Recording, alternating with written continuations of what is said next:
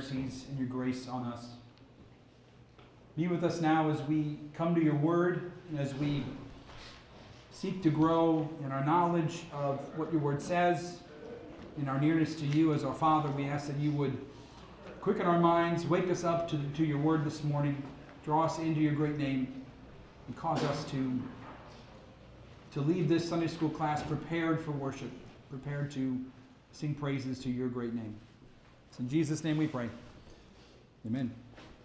All right, chapter 13 of 1 Samuel is where we are today. We'll try to cover maybe 2 chapters, depending on how lively the discussion is this morning. I'm not optimistic.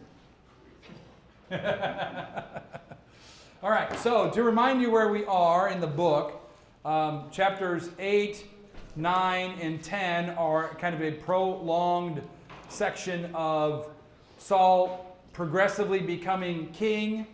And then we saw in 11 and 12, last time we were together, Saul's first victory as king. And then chapter 12 was a long moment of Samuel's, so my Bible calls it his farewell address, but he doesn't leave the book. He actually doesn't pass off the scene till chapter 25, so we'll see him again and again, but he makes some comments and renews the covenant. And then chapter 13 is really the bulk of, or the main part of Saul's time as king, and it is very short. We'll get to the end of chapter 14, and Saul will basically have ruined his efforts, and 15 acts as a transition to chapter 16, which is where we see David anointed. So we're rapidly approaching the end of Saul's reign as king, and we'll see a little bit today about the difference between Saul and his son Jonathan. That's a big thing we're going to see in these 2 chapters. And I'll give you a little foreshadowing. Jonathan would have been a great king. And he acts in ways in these 2 chapters with faith and confidence in God that I think the author of 1 Samuel is trying to point out. This is the kind of king you would have wanted Saul to be.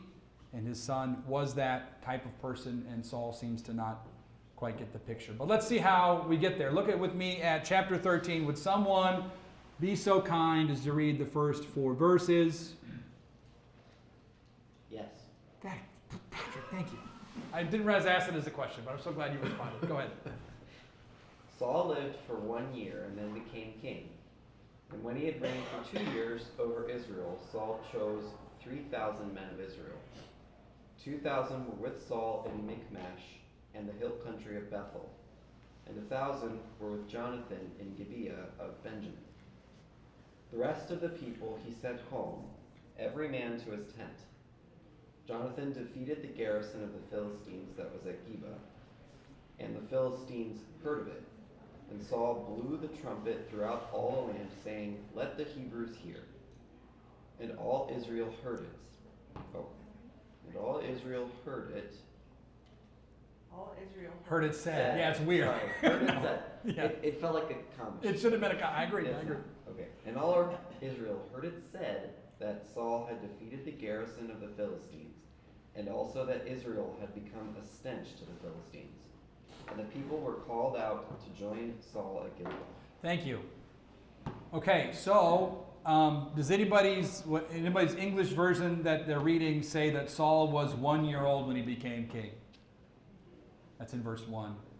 So there's a couple different Bible translations. So there's some question as to, some manuscripts have that, some English Bibles might either make a note of it or say that, but I think what Patrick read in verse 1 of chapter 13 is accurate.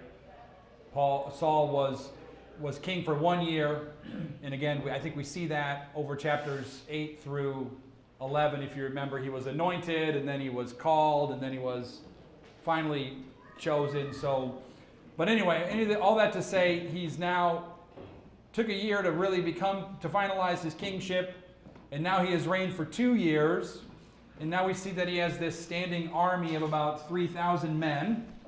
2,000 were with Saul, 1 were with with Jonathan in Benjamin. And he sends the rest of the people home. So we don't have all of the nation out fighting at this moment. We have about 3,000 men of war that are with Saul and Jonathan. And here's the question. what is the event that causes the Philistines to see Israel as a stench? What a great, I mean, I'm not suggesting we do this, but as I've confessed a lot in here, in my heart, I'm often like heaping hot coals over somebody's head, and this whole stench thing is, I just want to be like, what a stench you are. I won't, but in my heart, that's how I feel. Stench, yes. Yes. What is the event that caused the Philistines to say that Israel has become a stench to them? That Saul defeated the garrison. Yes, so that's how it's presented, but who was the one that, in verse 3, that actually defeated the garrison? Jonathan, right? So remember I told you that there's this Saul-Jonathan kind of separation in 1 Samuel 13. And so we see here that Jonathan, as you guys said, defeated the garrison of the Philistines. And then Saul blows the trumpet and says, let all the Hebrews hear. And then verse 4 says, all of Israel heard that Saul had defeated the garrison of the Philistines, which is true with an asterisk, right? Saul is king, and anyone that answers to Saul would technically be Saul's, but the author of 1 Samuel is very clear to tell us Jonathan is the one that moved in action and in faith and defeated the Philistines. Saul gets the credit, which is fine, but at least we know the difference. But then we see that, as we said, Israel becomes a stench to the Philistines, because again, remember, the Philistines and the Israelites at this time are always butting heads. Philistines are always taking land from the Israelites, and so there's this constant, through the book of Judges and Samuel, this pushing and pulling between that nation and Israel. And so we see that they're now sick of it, and they're ready to go and fight again. Would someone read verses 5 through 7 of 1 Samuel 13 to get kind of the picture of what comes next? And the Philistines mustered to fight with Israel 30,000 chariots and 6,000 horsemen and troops, like the sand on the seashore in multitude. And they came up and encamped at Michmash to the east of Bethaven. When the men of Israel saw that they were in trouble, for the people were hard pressed, the people hid themselves in caves and in holes and in rocks and in tombs and in cisterns. And some Hebrews crossed the fords of the Jordan to the land of Gad and Gilead. Saul was still at Gilgal, and all the people followed him trembling. Thank you. So, describe to me what we're seeing. What does this Philistine army look like? It was huge. Huge. That's a good word for it. So 30,000 chariots alone. I mean, can you imagine? I mean, what do you think 1,000 chariots looks like? And multiply that by 30.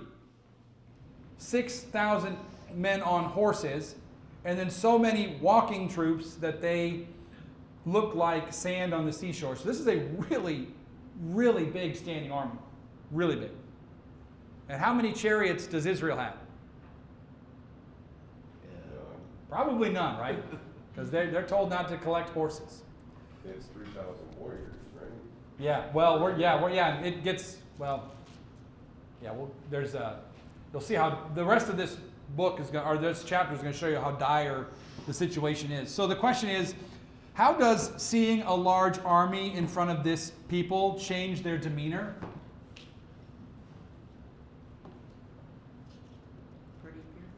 Pretty fearful. Yes. We see that it says that they hid. Where did they hide themselves? Give us some examples. Cistern. Caves. What's a cistern? It's like a well. Yeah, like they're just hiding a well. Yeah. Yes. Cisterns are an odd deal. But yeah, so they catch water. They hold water. So tombs even. So you're hiding amongst the dead bodies of this world, caves, holes, rocks. So they're basically scattered, right? They're hiding because the Philistines have responded to what Jonathan has done in great force. And so now we have what seems like a stalemate, right? There's no battle going on. There's just a very large army that have moved, as it says here, in Michmash to the east of Bethaven. So they're they're encroaching on Israel's land. They're making an aggressive move, right? It's probably demands some sort of response, and Israel's response is, we're going to scatter like cockroaches with a light on, right? That's where we're at. And we see that even the people with Saul are trembling, so they're not getting any comfort or courage from their king either. So what to do? What would a king of Israel do when the chips are down? Well, maybe now could possibly be the time to pray. Has it come to that?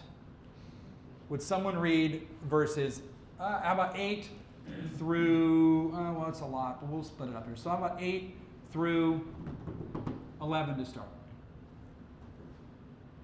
He waited 7 days, the time appointed by Samuel. But Samuel did not come to Gilgal, and the people were scattering from him. So Saul said, "Bring the burnt offering here to me, and the peace offerings." And he offered the burnt offering. As soon as he had finished offering the burnt offering, behold, Samuel came. And Saul went out to meet him and greet him. Samuel said, "What have you done?" Great way to read that, just right, keep going. And Saul said, "When I saw the people were scattering from me, and that you did not come within the days appointed, and that the Philistines had mustered at Michmash, Maybe go to 12:2. I said, now the Philistines will come down against me." What a whiny. It doesn't get any better. And I have not sought the favor of the Lord, so I forced myself and offered the burnt offering. Thank you. Yeah, so I think you read it just right. Thank you for that. So let's just remind ourselves what we see. So how long has he been waiting for Samuel to show up? 7 days. A whole week, if you can believe it. Time just seemed to be different back then. Waiting 7 days seems crazy, but here we are. And what are the people doing now that 7 days are rolling on here? As if they weren't scattering before, they continue to scatter, right? And so what is Saul's solution to this problem? Yeah. Yeah, so he forces himself, as he would say it, to make this offering. How quickly did Samuel show up after the offering was made? Right away. Right away. What did you do? And the question is, what have you done, right? So I would argue it's probably, they're not even done with the 7th day, and so it seems like Saul was losing his nerve. The 7th day is rolling on. Samuel said he'd be here in 7 days, but he's not here yet. We need to do this. I need to do this because the people are leaving, and so he makes this offering. Samuel says, "What have you done?" What is Saul's answer? Like, how would you sum up Saul's answer to Samuel?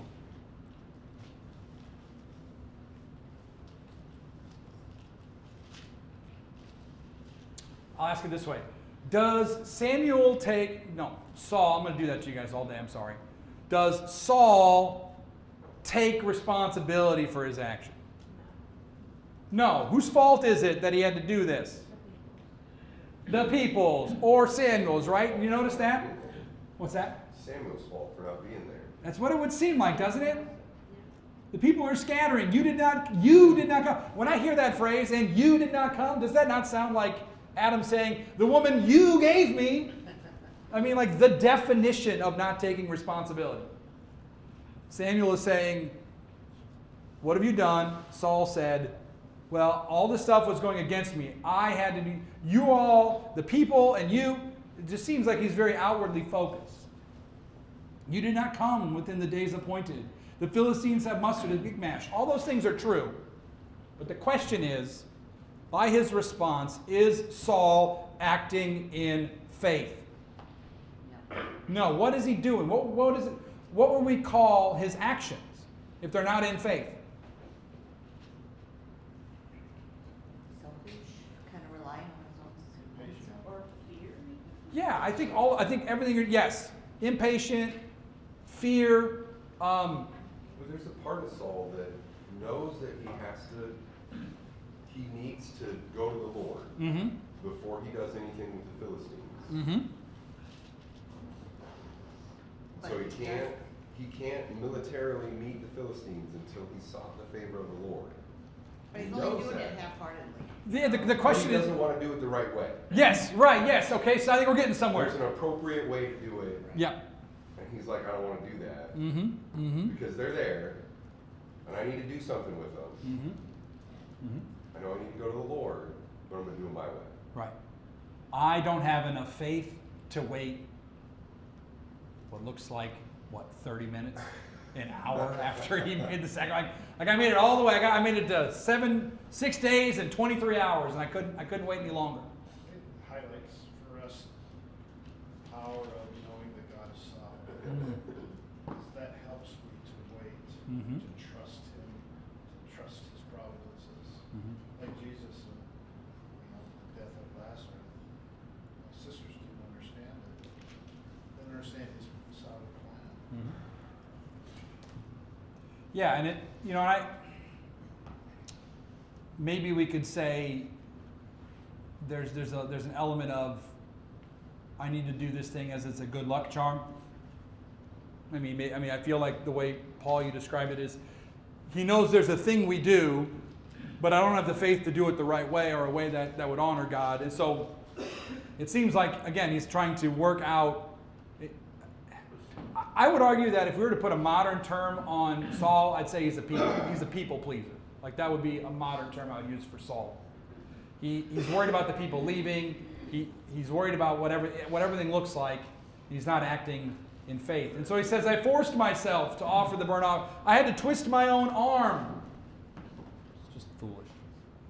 It's not true. But that's how he sees it anyway.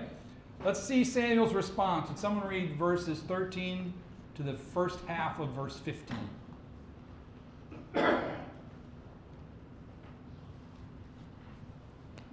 And Samuel said to Saul, You have done foolishly. You have not kept the command of the Lord your God with which he commanded you. For then the Lord would have established your kingdom over Israel forever. But now your kingdom shall not continue. The Lord has sought out a man after his own heart, and the Lord has commanded him to be prince over his people, because you have not kept what the Lord commanded you. And Samuel arose and went up from Gilgal. The rest of the people went up after Saul to meet the army. Yep. All, Yeah. all 15? That was, and then the last sentence there, they went up from Gilgal to Gibeah of Benjamin. So, thank you. What does Samuel say to Saul? How would he describe Saul's actions? Foolish, and what's the other thing he would say? He didn't keep the command of the Lord. So he's acted foolishly, and he has not kept the commandment of the Lord, which are two big problems. And then what is the outcome because he has acted foolishly and he has not kept the commandment of the Lord? The cessation of the kingdom. It's gone. He loses his kingdom. Your kingdom shall not continue. So I guess the question is, how is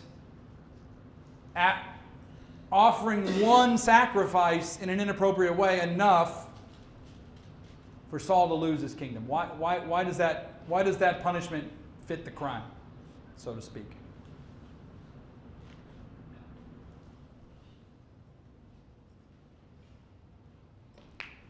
Obedience is important to the Lord. Obedience is important to the Lord, yes.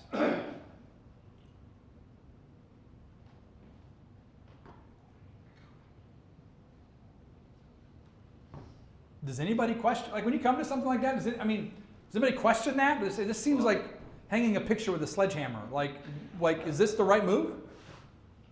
I mean, we can at least have the conversation. I mean, God is right and does right, so I know where we need to get to. But did no one wrestle with that like I did when I read it? If I wrestle with it, I'll wrestle with it from the perspective of seeing all the kings that Mhm. happen after him. Yeah. So Yep. it is interesting that for the offense he has and the list of terrible kings that there were Yep. throughout the history of Israel, way Yeah. worse than this. Right. It is. However, yeah. Right. It's a hard thing though, because it's, we saw earlier in the book that he was fearful, right, hiding among the baggage and so on. So he wasn't ever going to be a good king. Yeah. Right, and so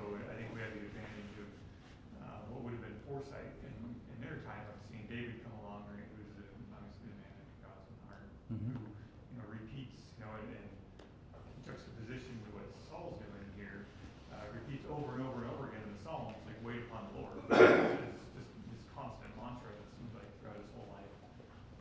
Has the humility to admit when he's wrong, right? Mhm. So I think that's,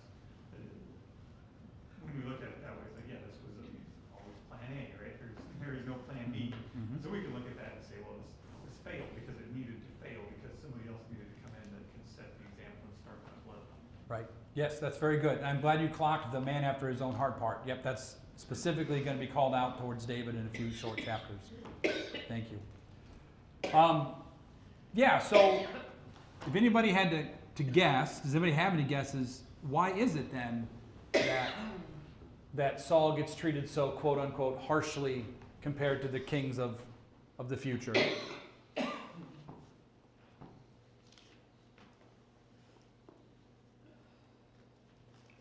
He was the first king, and Exactly. God didn't really want him there.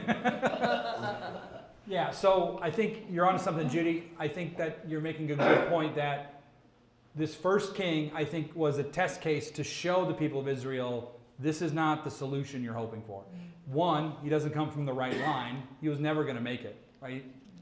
Genesis 49 says that the scepter will never leave Judah.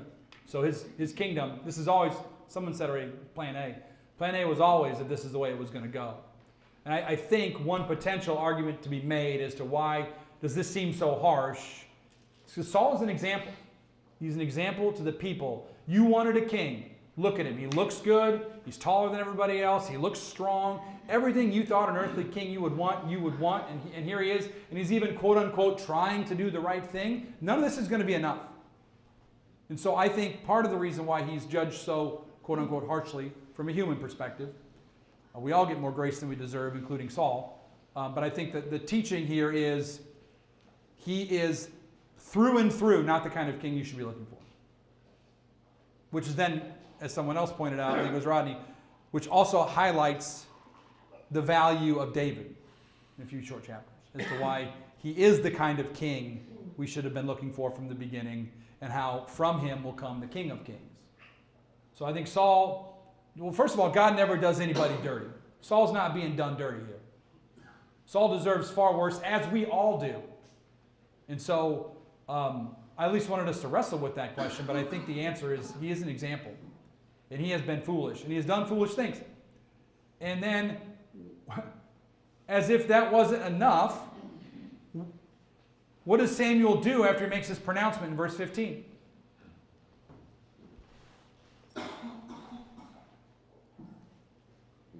He leaves. The man of God is not with Israel. So you make a bush league sacrifice.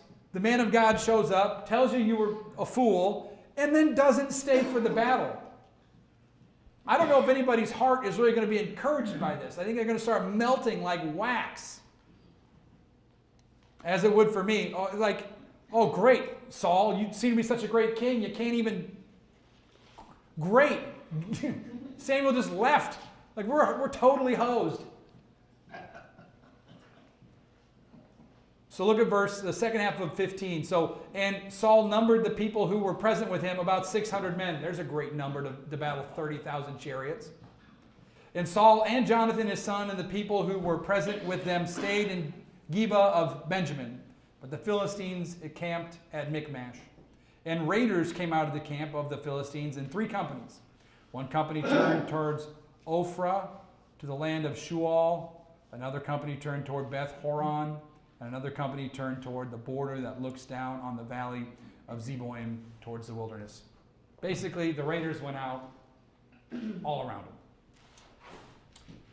Now, look at verse 19. So you might be thinking to yourself, what else could go wrong?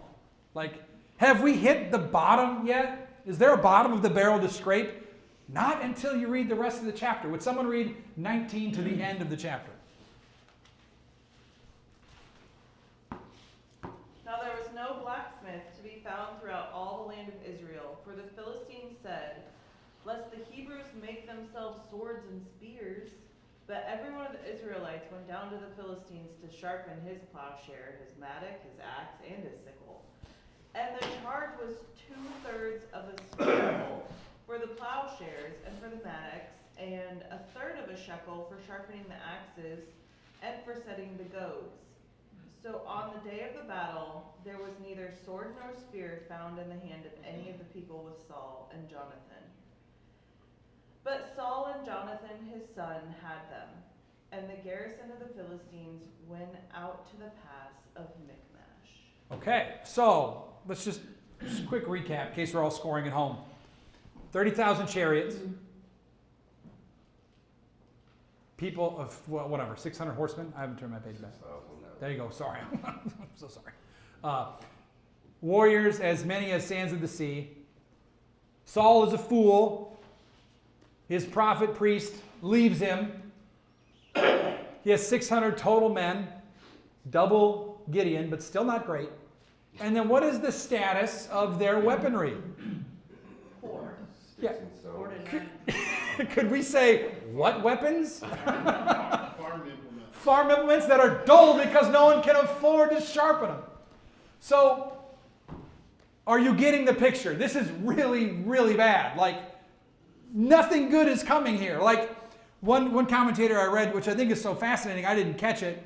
Chapter 12, so they're in Gilgal. Chapter 12, at Gilgal, they renew the covenant. Chapter 13, a complete royal failure. So they're in the same location. Samuel renews the covenant with them in 12. One chapter later, Saul blunders to the point where we are in an absolute dire circumstance. I mean, only 2 guys in the entire army have anything that looked like a weapon worth fighting with. So the 600 people have basically sticks and stones and, dull implements and whatever. Like, not good. Really, really not good. So how in the world are they going to get out of this mess? I'm glad you asked. Let's look at chapter 14 because they go together. So the resolution comes through 14. But notice, again, I told you that I want you to keep your eye on the difference between Saul and Jonathan. Chapter 14 begins now with Jonathan. The narrative the pendulum swings back to Jonathan. Look at verse 1. One day Jonathan, the son of Saul, said to the young men who carried his armor, "Come, let us go over to the Philistine garrison on the other side."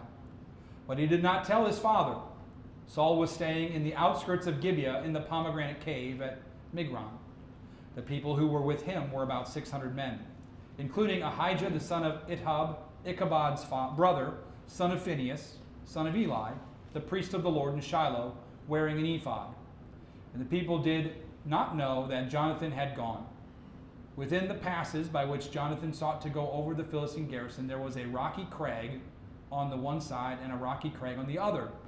The name of the one was Bozez, probably, and the name of the other was Sina. The one crag rose on the north in front of Michmash, and the other on the south in front of Geba. So, looking back, not at all the crag stuff, but first we see Jonathan. What does Jonathan decide to do? Go on a scouting mission. Correct. Who does he not tell? His father. What do we make of that? Why does Jonathan not tell his pops his plan? Expect he would be yet again. Did you say fearful? Yeah, I agree. Or he watched his dad get a severe consequence from. That was a very motherly thing to say, a severe consequence. Listen, I mean, come on. That's right. Like, That's right. How many of us here are now parenting our parents? Because our parents are just foolish. You know? No comment. I have no comment about that. Your parents might be listening. I would. They're always listening. Not Santa Claus. All right. So Saul is. So I think the comment Rodney made about him being fearful probably shows up in verse 2. He's in the pomegranate. So I have pomegranate cave. Maybe your version has he's under the pomegranate tree. One or the other. He is not anywhere near the battle. He still has the 600 men. But look at verse 3. What do we notice about some of the names in verse 3 that we've already seen if we're paying attention in 1 Samuel? What are some of the names you recognize in here? Eli. Okay, what do we remember about Eli? He was a priest. Good or bad? You hate to reduce a guy's life to one sentence or one word, but how would you go? Not so good. That's very nice of you. Bad. What other names do we see? Do you notice, remember the name Ichabod? Remember that was the name of the son that was born the day that Phinehas and his brother died? So we have Ahijah, which is from the same line of Eli. So the question would be, the author is going out of his way to point out the lineage of this priest. But the lineage of the priest is not great lineage, is it?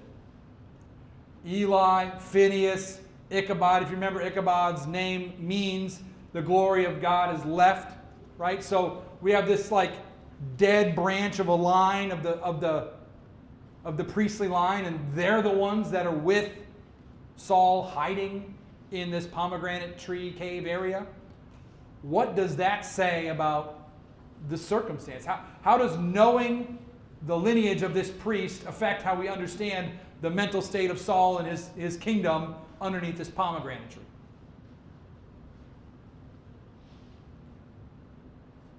Like the priest is doomed. It's already been foretold that that'll be the end of it, right? Yeah. That's the line. The rejected ones are all together under the tree, this pomegranate tree. Right? So Samuel didn't stick around. Samuel's gone. So what are they going to do? They're going to take Ahijah, who is wearing the ephod, who's acting as a priest. He is the one that is with Saul, and they're all hiding together. I think the picture being painted here is not faithful, not a line of life, but a spiritually dead, fearful group of people that are hiding. And then we got Jonathan, him and his armor bearer by himself, going to do something. They're like, we got to do something. And so they make a plan to go forward. And it's just two of them, and he doesn't tell anybody.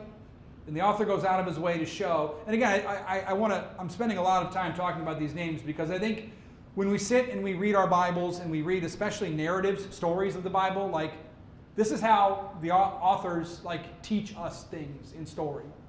Like knowing the name, like you have to remember the name Ichabod and the name Eli and the name Phinehas. You have to have recall for the first few chapters of the book because it means something. So we have to keep our minds about us when we read these things. And we ask, well, why is it, of all the people that got lineage in this text, why does the priest get lineage? Well, the author is teaching us something through the lineage. He's teaching us that this is not good. We just got to see that stuff. But the point of the story is not those hiding. The point of the story is what Jonathan is doing. Look at verse 6. And, I'll do a little more reading. There's a lot. This chapter is long. Jonathan said to the young man who carried his armor, "Come, let us go over to the garrison of the uncircumcised. It may be that the Lord will work for us, for nothing can hinder the Lord from saving by many or by few." And his armor bearer said to him, "Do all that is in your heart. Do as you wish. Behold, I am with you, heart and soul." So, thank you. I didn't know how to ask it, but what do we see here? Great faith. By Jonathan and his armor bearer. Right. Isn't that an amazingly confident faith? Nothing can hinder the Lord from saving by many or by few. The number of people in a battle is of no consequence to God. Jonathan understands that. Remember what I told you about the Jonathan-Saul distinction. That's the kind of king you would have wanted. That's the kind of faith that the line of Saul should have had, but apparently faith skips a generation, and that is sarcasm. He uses some of the Just to same be clear. words. He uses some of the same words that David uses too, Yeah. especially against Goliath. Yeah. That calls him uncircumcised. Mm-hmm. The Lord will fight for us. Yes. No wonder God knit their hearts together. Yeah. Yeah. They got a lot. There's a lot of mutual understanding of God between Jonathan and David. Yes. And again, I believe the author of 1 Samuel is saying, this is what you need to look for in a king.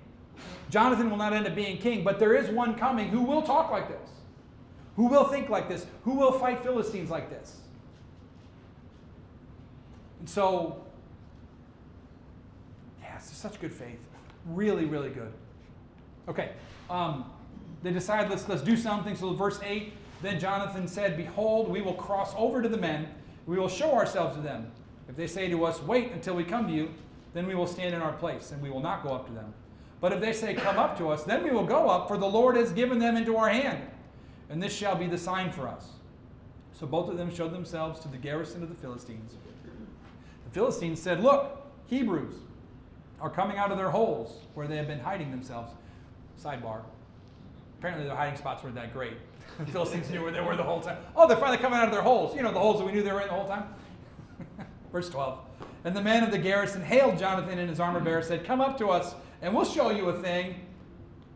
Yeah. Jonathan said to his armor bearer, come up after me, for the Lord has given them into the hand of Israel.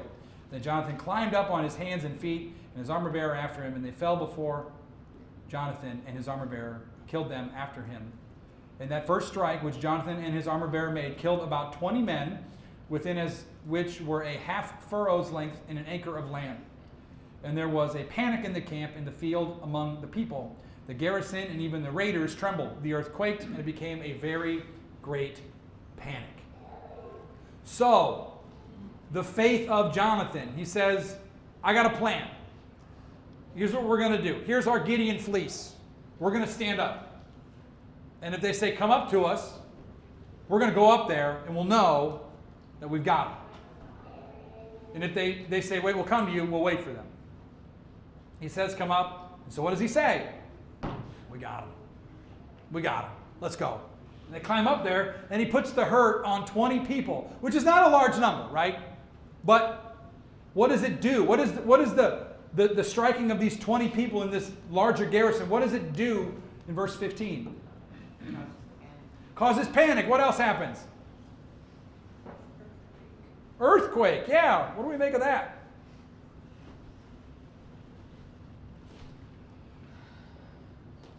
Exactly what Jonathan said. The Lord is doing this with you. Yeah.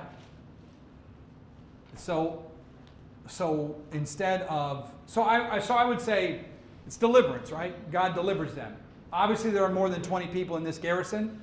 Something needs to happen before the other thousands of people befall on Jonathan, right? So Jonathan and his armor bearer strike these 20 men with a great blow, and then God delivers them by throwing the rest of the people into panic and fear. The earth quakes, and it just becomes pandemonium. It just goes crazy. Like a supernatural spirit over the event is like, I don't know what's happening, but we're all freaking out. These great warriors are all of a sudden scattering like crazy, and it's the Lord's doing. The Lord does it. Jonathan was right. The Lord can save by many or by few, and he does. We see this great act of deliverance and faith. So, what is Saul's incredible response? Verse 16. And the watchmen of Saul and Gibeah of Benjamin looked, and behold, the multitude was dispersing here and there. Then Saul said to the people who were with him, count and see who has gone from us. When they had counted, behold, Jonathan and his armor bearer were not there. So Saul said to Abijah, bring the ark of God here. For the ark of God went at that time with the people of Israel. Now while Saul was talking to the priests, the tumult in the camp of the Philistines increased more and more. So Saul said to the priests, withdraw your hand. Then Saul and all the people who were with him rallied and went into the battle. And behold, every Philistine sword was against his fellow, and there was very great confusion. Now the Hebrews who had been with the Philistines before that time, and who had gone up with them into the camp, even they also turned to be with the Israelites who were with Saul and Jonathan. Likewise, when all the men of Israel who had hidden themselves in the hill country of Ephraim heard that the Philistines were fleeing, they too followed hard after them in battle. So the Lord saved Israel that day, and the battle passed beyond Bethaven. Okay, we have a couple minutes left. There's a lot to unpack in that paragraph, and we need to see a few things. One, what do the watchmen see? Okay, that's a dumb question. That's an observation question. You guys all get that. They're seeing that there's pandemonium amongst the people. What is Saul's initial response?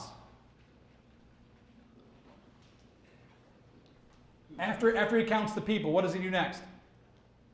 Bring the ark back. Let's deliberate some more. Do you think the Lord wants us to go? Bring the ark. Again, I think another lack of faith move here.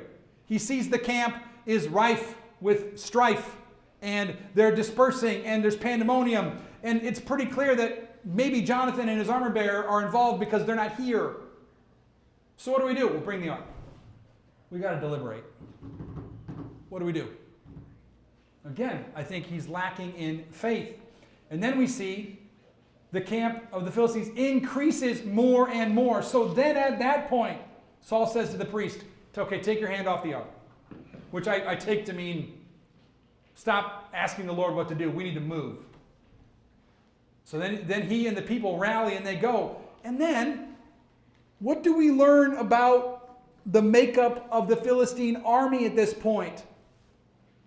Hebrew traders amongst them. Thank you. Hebrew traders are amongst them.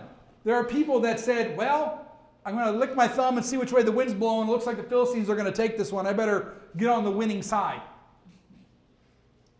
And they, like a real Benedict Arnold, okay, I guess the Philistines aren't going to win. I better turn around.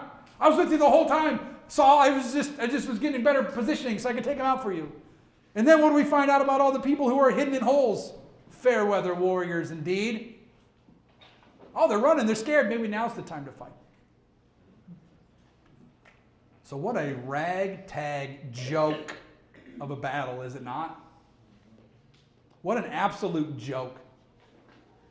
These people lack such faith both in their king and in their God that they'll, like Judas, they will give themselves up to the enemy.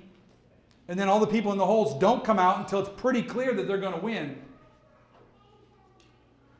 But who gets the glory for the victory in this battle? The one fleeting good thing found in this entire deal is verse 23. The Lord saved Israel. And let's just camp on this as we close. How little faith was required from this whole nation for God to save them. Very little. Best I can tell, 2 guys that had any legitimate semblance of faith. And then you got a nation of fair weather fighters. And my alliteration's on fire today, Paul. You must homeschool your kids. I must. I don't. I just see it done. How encouraging should it be for us that such little faith brings such mighty victory? One guy and his armor bearer fight with 20 people with faith.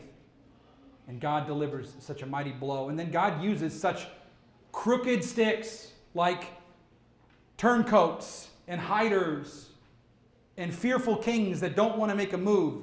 God uses all of that to his glory.